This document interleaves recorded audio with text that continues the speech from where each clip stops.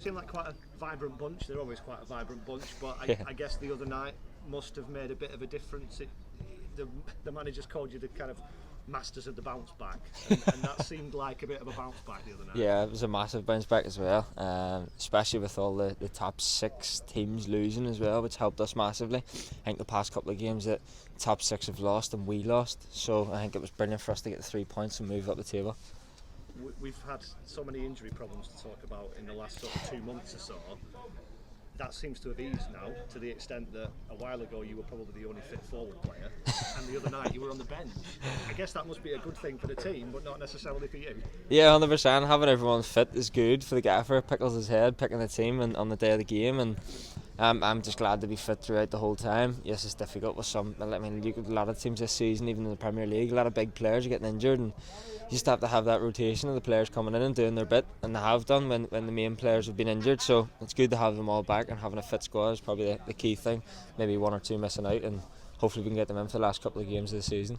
Now, supporters and people who do proper jobs, and I don't do a proper job, so I can't speak. Nor do I.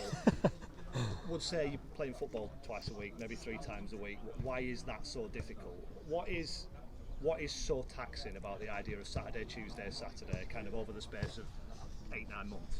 I think it's just the amount of running you have to do as well. It's high tempo, and you're getting stuck in. There's big tackles. You're feeling everything, and having to recover within a day and a half is one of the most difficult things to do, because your body's just going, oh, we have to go again. Oh no. So it's trying to get yourself mentally prepared for each game and feeling good, and I think that's what we've been doing well here, and everybody's been feeling brilliant when they're going into the game. So hopefully we can keep that up for the remaining games of the season, and hopefully push for playoffs. The manager talked before the Doncaster game about the blueprint that he's got for his teams that he's wanted to play all along, pressing and keeping the ball and being on the front foot and attacking. You'll have heard this a million times, but is that really difficult to maintain? Massively. I mean, look at Liverpool.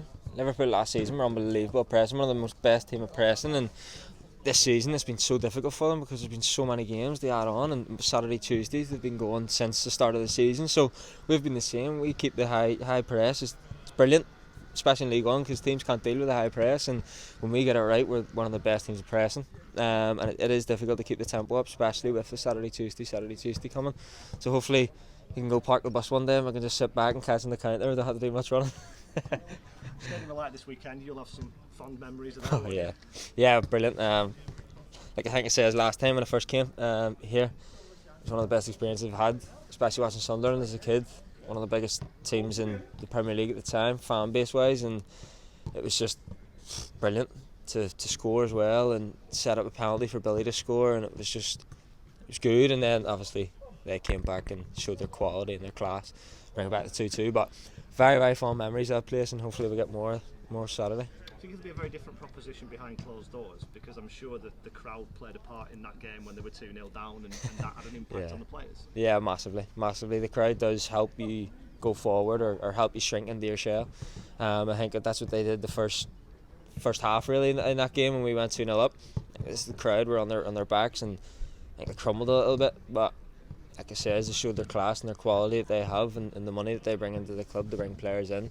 Is the show in the second half. The crowd thing, is it something that as a player you want to play in front of that big crowd, even if it's hostile and against you, or is it a bit easier to go to these places behind closed doors and it just be a rectangle of grass and 22 players?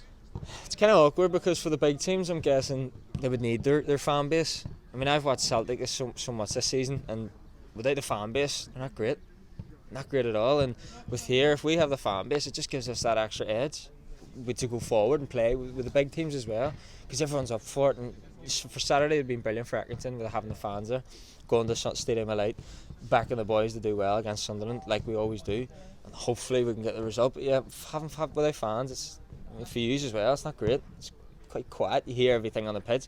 Can't really say any bad words because you can shout it out. I think my mum shouted at me so many times for cursing on TV because they can hear me loud and clear. But yeah, it's not great without fans, but hopefully we can get them in last couple of games of the season and hopefully get them to enjoy it. At least you're not a shrieker. Yeah, that's true. They're the ones that are really being shown up by this pandemic. yeah, but like I said, I mean, hopefully the fans can come in and watch the last couple of games. If not, then hopefully see them next season. And just as far as the league's concerned, it feels like nobody quite fancies nailing these last couple of playoff places. While it's still mathematically possible, do you guys still believe? You have to, don't you? what's the point of not believing? You may as well just give up now and not turn up for the rest of the games. I mean, we've got a great squad, a great bunch of lads, and all we can do is go in and enjoy as much as we can and not take it too serious, and hopefully things plan out our way with teams losing and us winning.